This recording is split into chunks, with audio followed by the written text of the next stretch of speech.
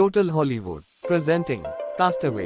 ये कहानी चक नॉलन की जिंदगी की सच्ची कहानी है, जो एक आइलैंड में फंस गए और वहां वो 4 साल तक रहे। तो चलिए जानते हैं कैसे वो उस आइलैंड पर फंसे और कैसे वो 4 साल तक जिंदा रहे और अंत में कैसे वो उस आइलैंड से बाहर निकल आए। ये कहानी है फेडेक्स कोरियर कंपनी के एम्प्लॉय चक की, जो अपने काम में बहुत ही ज्यादा सीरियस होता है और वो ऑब्सेस्ड होता है कि हर एक कोरियर हर एक पार्सल टाइम पर पहुंचे। इसलिए वो अलग अलग कंट्री विजिट करते हैं जहां भी उनकी ब्रांचेज होती हैं और वहां के जो एम्प्लॉयज हैं उन्हें वो मोटिवेट करते हैं और उन्हें वो टाइम की अहमियत बताते हैं। साथ ही में चक एक लड़की से प्यार करते हैं जिसका नाम केली है और केली भी चक से बहुत प्यार करती है और ये दोनों बहुत लंबे समय से रिलेशनशिप में है। ये दोनों शादी करना चाहते हैं लेकिन चक अपने काम में बहुत बिजी रहते हैं। वो देश विदेश घूमते रहते हैं और इसी वजह से इन दोनों की शादी नहीं हुई। अब क्रिसमस आने वाला है लेकिन चक को मलेशिया जाना है क्योंकि फेडेक्स कंपनी का वहाँ पे बहुत जरूरी काम होता है। लेकिन वो बोलता है कि मैं न्यू ईयर ईव पर यहाँ पे आ जाऊंगा, चाहे कुछ भी हो जाए। केली बोलती है कि क्रिसमस का क्या, लेकिन चक उसे मना लेता है और केली भी मान जाती है। और जाते हुए चक केली को क्रिसमस का गिफ्ट देता है और केली भी उसे क्रिसमस का गिफ्ट देती है, जो कि एक घड़ी होती है और उस घड़ी में केली का एक फोटो भी होता है। चक मलेशिया के लिए निकल जाता है और जब उनका प्लेन पैसिफिक महासागर के ऊपर से उड़ रहा होता है तभी वहाँ पे बहुत जोर से तूफान आता है और उस तूफान में उनका प्लेन क्रैश हो जाता है। क्योंकि ये फेडेक्स कंपनी का प्राइवेट प्लेन होता है तो इसमें 4 ही लोग होते हैं और बाकी लोगों का सामान होता है, पार्सल होते हैं।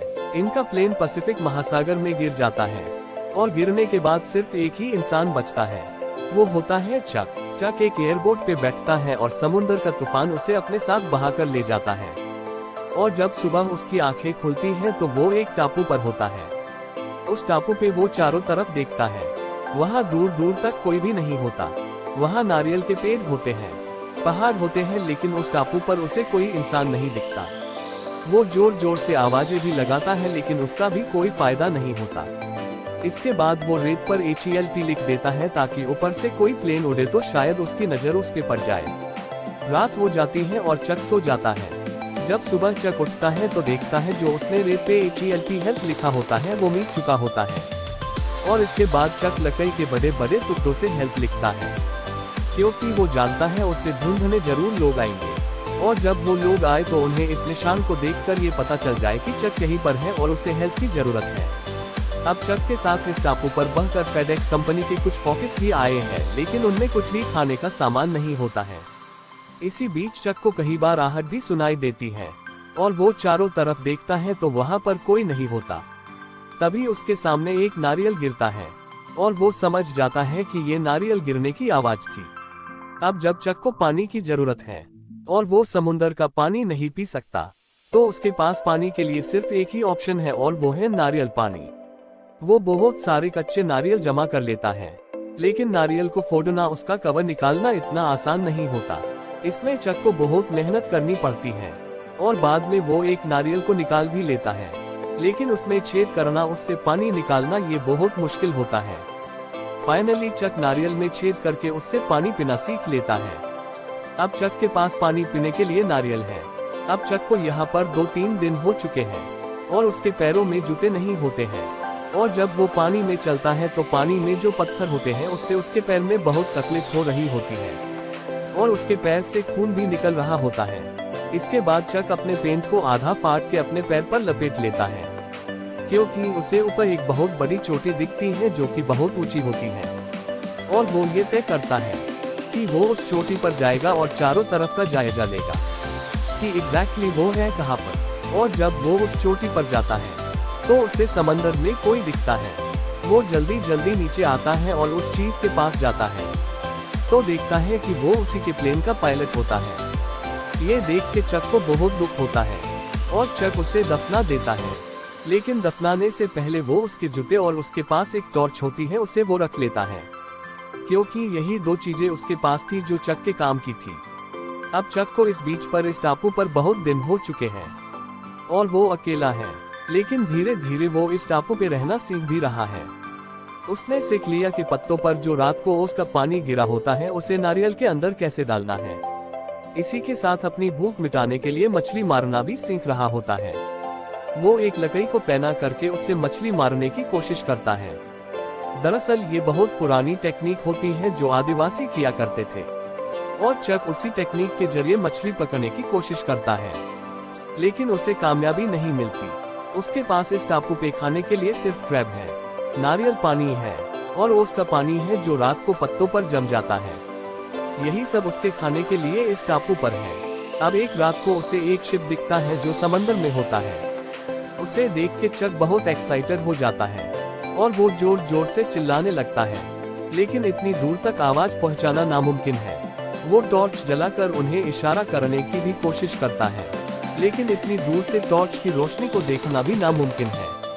और अगली सुबह चक ये फैसला करता है, जो उसके पास एयरबोट होती है जिसमें बैठकर वो इस बीच तक पहुंचा होता है, उस एयरबोट पर बैठकर वो इस बीच से निकल जाएगा, क्योंकि उसे पता चल चुका है कि यहाँ पर कोई नहीं है और यहाँ पर कोई आने वाला भी नहीं है।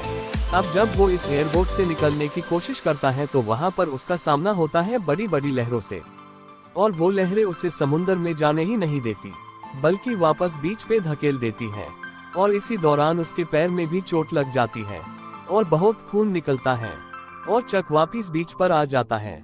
इसी दौरान रात को बारिश भी हो जाती है और चक वहाँ पे गुफा होती है उसके अंदर चला जाता है और टॉर्च जलाता है और रात को टॉर्च जलाकर सो जाता है। और सुबह उठता है तो टॉर्च के सेल खत्म हो गए होते हैं और चक के पास रोशनी के लिए कुछ भी नहीं है, और उसे ये भी नहीं पता कि आग कैसे जलाते हैं। अब वो उन बॉक्सेस के पास जाता है जो फेडेक्स कंपनी के होते हैं और जो तैरकर इस किनारे पे आए होते हैं। वो एक एक करके सारे बॉक्सेस खोलता है। उसमें उसको बहुत सारी चीजें मिलती है, लेकिन उसके काम की एक दो ही चीजें होती है। एक उसे जूते मिलते हैं जो स्केटिंग के होते हैं और जिसके नीचे ब्लेड्स लगे होते हैं। वो उनके ब्लेड्स निकाल लेता है, और अब उसके पास चाकू जैसी एक चीज है जिससे वो नारियल को आराम से तोड़ सकता है और किसी भी चीज को शार्प कर सकता है। वो एक लकड़ी को शार्प करता है, उसे एक औजार की तरह बना लेता है, और इस बार दोबारा वो मछलियों को और केकड़ों को पकड़ने की कोशिश करता है और वो मछलियों को पकड़ने में कामयाब हो जाता है। जबकि केकड़े तो उसे पहले भी किनारे में मिल जाते थे, लेकिन मछलियों को पकड़ना लगभग नामुमकिन था। इसके बाद चक के आगे सबसे बड़ी समस्या ये आती है कि वो केकड़ों को कच्चा नहीं खा सकता, और इसीलिए उसे अब आग की जरूरत है। वो आग जलाने की बहुत कोशिश करता है, उसमें उसके हाथ भी छिल जाते हैं, लेकिन चक को कामयाबी नहीं मिलती। वो बहुत फ्रस्ट्रेटेड हो जाता है, जोर जोर से चिल्लाने लगता है। उसके बाद वो नारियल छिल रहा होता है तो उसको आइडिया आता है कि दो लकड़ियों को आगे पीछे घिसूं तो शायद आग जल जाए। इससे पहले जिस तरीके से वो लकड़ी से आग जलाने की कोशिश कर रहा था उससे उसके हाथ छिल गए थे। वो दूसरी तरीके से कोशिश करता है तो बहुत मुश्किल के बाद आग जल जाती है, और आग जलने के बाद चक बहुत खुश हो जाता है, और इस टापू पे आने के बाद पहली बार उसे खुशी मिली है। इसी के साथ वहाँ पर जो सामान पड़ा होता है उसी सामान में एक फुटबॉल भी होती है, और उस फुटबॉल पर चक का खून लगा होता है। वो उस पे आंख, नाक और मुंह का शेप बना देता है और उससे बातें करना शुरू कर देता है, और उस फुटबॉल पे विल्सन लिखा होता है तो वो उसे विल्सन कह के बुलाता है। और अब चक का इस टापू पे एक दोस्त भी है, और वो है फुटबॉल। चक को यहाँ पर एक चीज और बहुत तकलीफ दे रही होती है, और वो होता है उसके दांत का दर्द। और उसके दांत का दर्द बहुत पहले से था, लेकिन वो हमेशा डॉक्टर के पास जाने से कतराता था, और अब किसी भी हाल में उसे उस दांत को तोड़ना है। और वो बहुत मुश्किल से अपने दांत को तोड़ता है और तोड़ने के साथ ही बेहोश हो जाता है। धीरे धीरे वक्त आगे बढ़ता है, और आज चक को इस टापू पे पूरे 4 साल हो चुके हैं, और इन 4 सालों में चक का पूरा हुलिया बदल चुका है। पहले वो मोटा हुआ करता था, आज वो बिल्कुल पतला है। उसकी दाढ़ी भी बहुत लंबी हो चुकी है, उसके बाल बड़े बड़े हो गए हैं, और चक इस टापू पे पूरी तरह से जीना सीख चुका है। वो दूर से डंडी फेंकता है और उस पे मछली आकर फंस जाती है, यानी वो मछली को दूर से ही मार सकता है, क्योंकि 4 साल से वो लगातार प्रयास कर रहा है। और अब इस टापू के वातावरण, यहाँ की जिंदगी से चक पूरी तरह से घुल मिल चुका है। वही विल्सन और चक की दोस्ती और भी गहरी हो चुकी है। विल्सन को चक सारी बातें बताता है, उससे दिन भर बातें करता रहता है।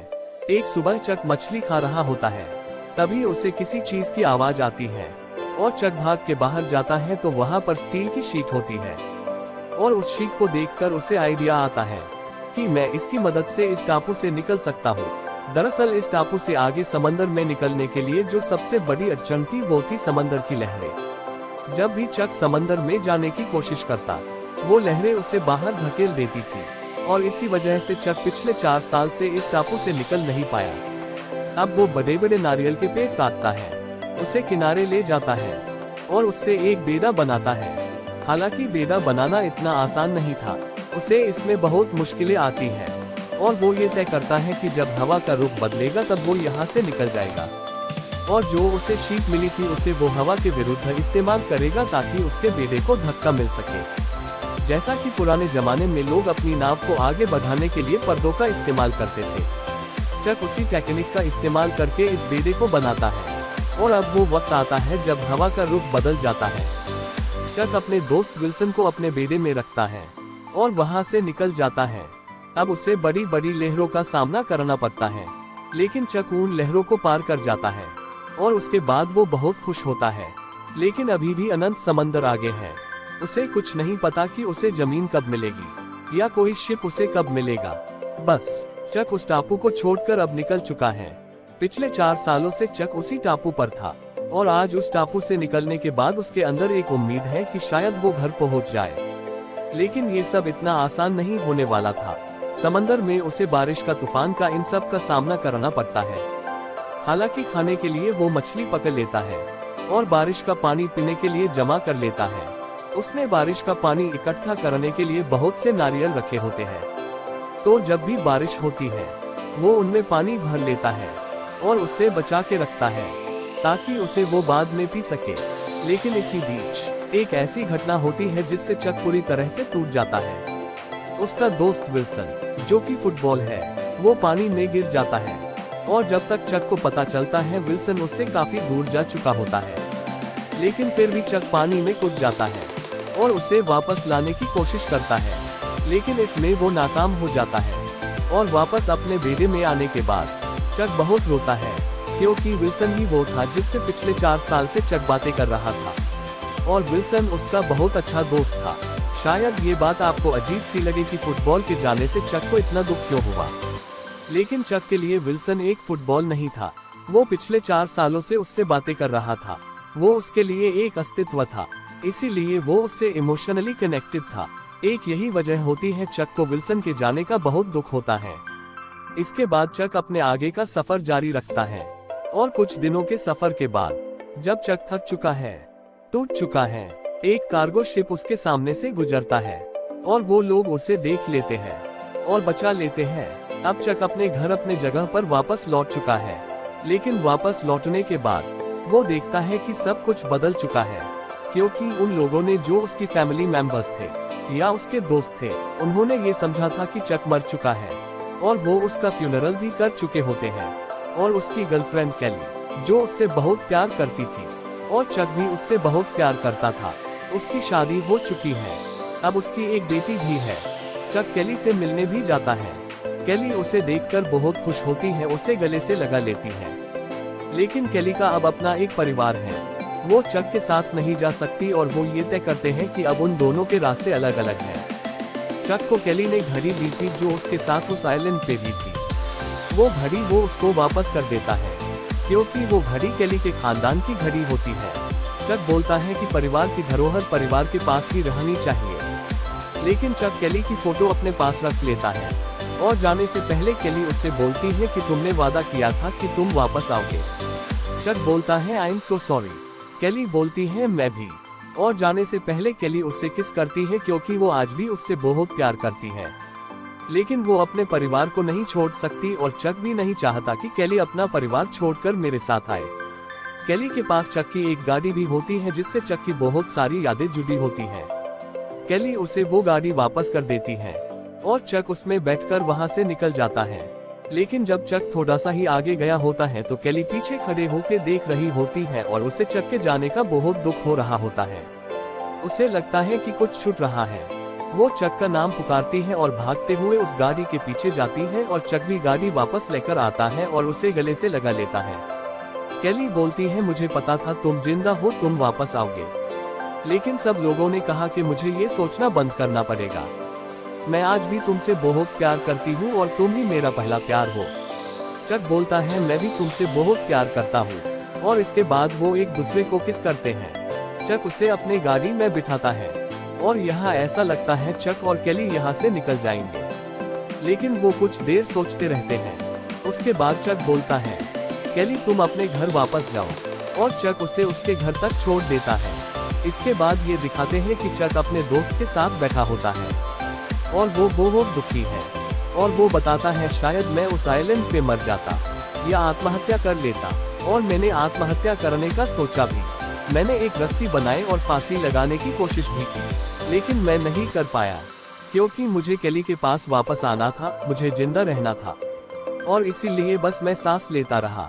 शायद मैं बीमार भी पड़ जाता, लेकिन मैं केली के लिए जिंदा रहा, और आज जब मैं वापस आ गया हूँ तो मैंने केली को खो दिया है। और वो बहुत इमोशनल हो जाता है। हालांकि इस पूरी मूवी में केली और चक का लव एंगल बहुत ज्यादा नहीं दिखाया, लेकिन इससे ये पता चलता है कि इन दोनों के बीच में बहुत ज्यादा प्यार था और ये एक दूसरे के बिना नहीं रह सकते थे।